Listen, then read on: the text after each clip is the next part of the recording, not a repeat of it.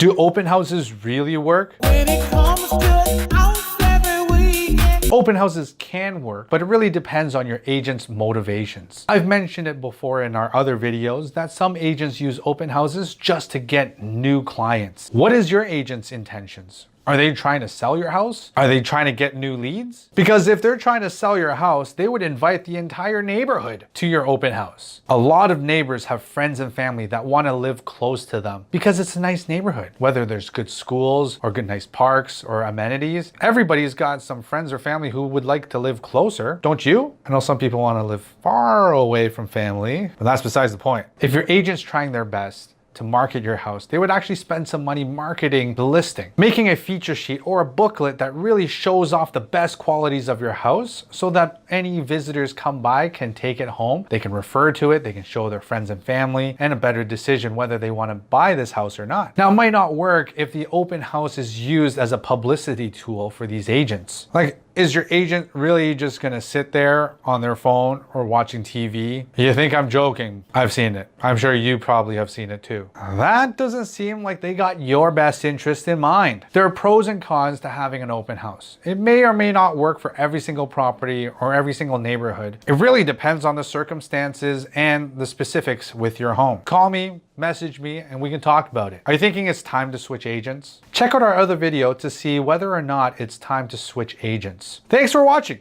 and I'll see you next Wednesday.